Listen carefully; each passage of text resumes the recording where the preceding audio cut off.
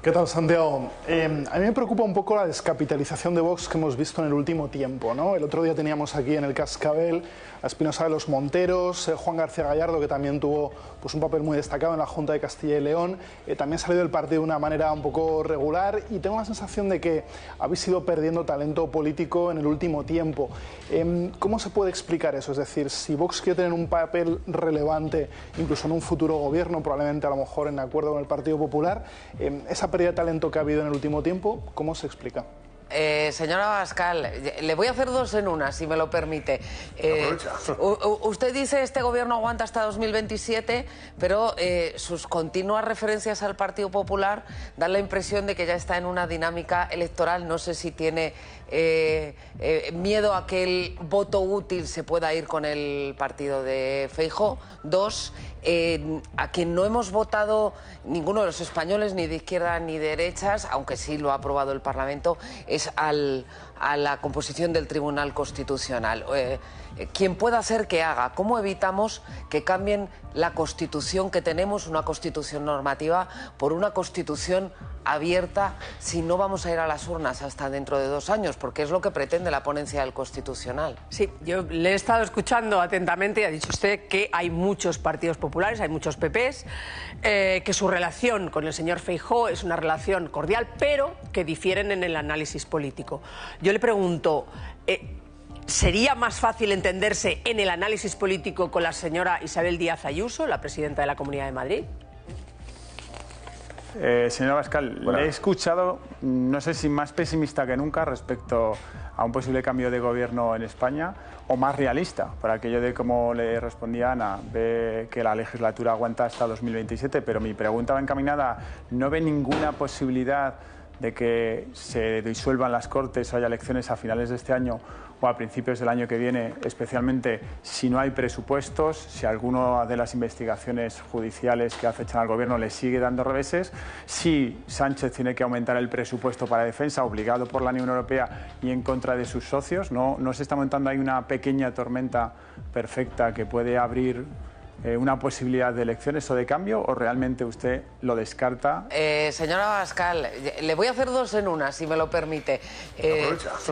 Usted dice este gobierno aguanta hasta 2027, pero sus continuas referencias al Partido Popular dan la impresión de que ya está en una dinámica electoral. No sé si tiene miedo a que el voto útil se pueda ir con el partido de Feijóo. Esa por un lado. Dos, a quien no hemos votado ninguno de los españoles, ni de izquierda ni de derechas, aunque sí lo ha aprobado el Parlamento, es a la composición del Tribunal Constitucional. Quien pueda hacer que haga. ¿Cómo evitamos que cambien la Constitución que tenemos, una Constitución normativa, por una Constitución abierta, si no vamos a ir a las urnas hasta dentro de 2 años? Porque es lo que pretende la ponencia del Constitucional. Bueno, en relación con la segunda pregunta, pues de manera muy dificultosa. Yo estaba señalando precisamente que lo único que nos queda en estos momentos es que el Partido Popular Europeo, en bloque, rompa los acuerdos con el Partido Socialista Europeo y con el Partido Socialista Español. Porque si no van a seguir avanzando, porque notan que tienen un respaldo de von der Leyen. Y a mí eso es lo que me preocupa terriblemente. No creo que podamos hacer muchas más cosas que hacer oposición parlamentaria, movilizarnos en la calle y acudir a los tribunales. Pero no se puede arreglar lo que ya se ha roto. Cándido Conde Pumpido ya ha sido nombrado. Eso no tiene vuelta atrás. No hay una forma legal de arreglarlo. Los jueces del Tribunal Constitucional, según algunas interpretaciones, son completamente irresponsables. No pueden ser juzgados ni acusados de prevaricación. Entonces, padecemos una gran amenaza. Por eso las elecciones son muy urgentes, pero yo las veo lejos. En relación a la otra cuestión de los reproches que hacemos al Partido Popular, pues no tiene que ver con ver unas elecciones cerca, porque yo no las veo cerca. Tiene que ver con mi ánimo por decir la verdad y las cosas como son. Hay gente muy preocupada con que el Partido Popular y Vox discutimos, y con la ruptura de los gobiernos regionales. Bueno, esa gente debe saber que antes de la ruptura de los gobiernos regionales no había una suma en las encuestas alternativa al gobierno actual, y a día de hoy hay una suma. Yo dejo ese dato solo para la reflexión de quien quiera escucharlo y analizarlo. Le pregunto por el rearme. ¿Considera Rusia una amenaza hasta el punto de que hay que rearmarse en Europa y, como dice la OTAN, nos exige, ¿no?, España participe en esa inversión en defensa de hasta un 5% del PIB. ¿Es necesario? ¿Está usted de acuerdo o no? Yo creo que es necesario el rearme de España. Yo creo que lo que no debemos hacer en ningún caso es contribuir a la creación de un ejército federal europeo. Yo considero que Rusia es una amenaza, lo considero yo y lo consideran todos mis socios. Víctor Orbán acaba de decir ayer mismo que Rusia solo entiende el lenguaje de la fuerza y que es el lenguaje que tiene que usar Europa. Estas son declaraciones de antes de ayer.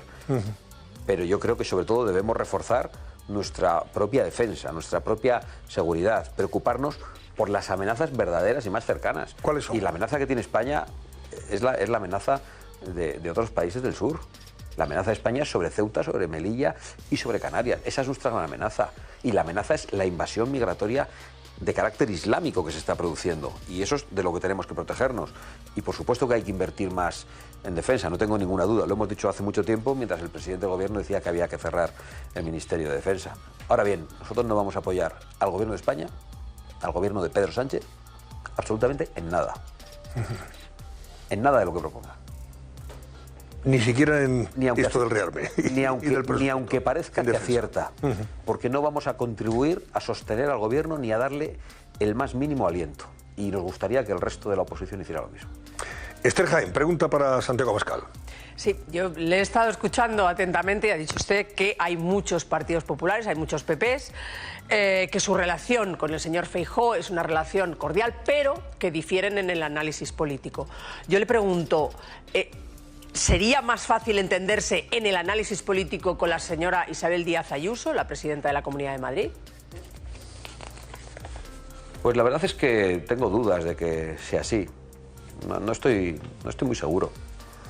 Por las políticas que aplica la señora Ayuso sobre gasto público en Madrid, por las políticas educativas que aplica, habría también discrepancias. Supongo que la facilidad sería más o menos la misma. Pablo Andrés Iglesias, la última o penúltima.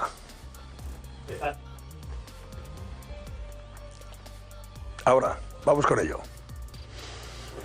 Muy buenas noches, señor Abascal. Le he escuchado, no sé si más pesimista que nunca respecto a un posible cambio de gobierno en España, o más realista, por aquello de, como le respondía Ana, ve que la legislatura aguanta hasta 2027, pero mi pregunta va encaminada, ¿no ve ninguna posibilidad de que se disuelvan las Cortes o haya elecciones a finales de este año o a principios del año que viene, especialmente si no hay presupuestos, si alguna de las investigaciones judiciales que acechan al gobierno le sigue dando reveses, si Sánchez tiene que aumentar el presupuesto para defensa obligado por la Unión Europea y en contra de sus socios? ¿No se está montando ahí una pequeña tormenta perfecta que puede abrir una posibilidad de elecciones o de cambio, o realmente usted lo descarta y hay que aguantar hasta el 27? No lo descarto. Yo lo que digo es que debemos estar preparados. Yo lo que digo es que el sujeto que está en el Palacio de la Moncloa está dispuesto a cualquier cosa, que no tiene límites morales ni respeta límites legales. Ahora bien, no me atrevo a decir que no pueda ocurrir algo en la política internacional, en la política nacional, en la política europea, que lleve a un adelanto electoral o en la cabeza de ese señor. No me atrevo a decir eso. Lo que digo es que debemos estar preparados para lo peor, porque creo que lo peor es confundir a la gente y darles esperanzas vanas. Bueno, y ahora sí, la última, Álvaro de la Torre. Vamos a darle también la oportunidad de preguntarle a Santiago Abascal. Adelante, vamos con ello.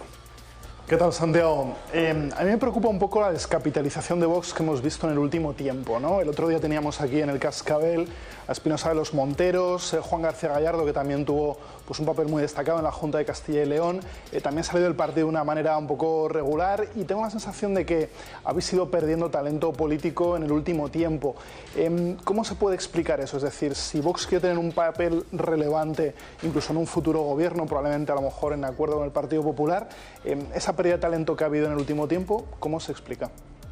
Es curioso que a las personas solo se les reconoce el talento cuando se van de Vox, porque cuando las personas se van de Vox dejan de ser fascistas y los convierten en liberales y talentosos, en las preguntas de muchos medios de comunicación y de muchos periodistas, pero yo niego la mayor, porque Vox tiene un talento extraordinario. Yo estoy acompañado de dos portavoces magníficos, como Pepa Millán y como José María Figaredo, y de otros muchísimos portavoces en Vox que están haciendo un trabajo realmente extraordinario.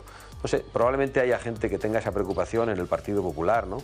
Que piensan que hay otros talentos que no están reconocidos y que deberían liderar el Partido Popular en vez del señor Feijóo. Pero en Vox no hay un debate sobre eso. Yo creo que podéis estar todos muy tranquilos. Pues Santiago Abascal, presidente de Vox, gracias, muy buenas noches. Un placer. Y hasta una próxima ocasión.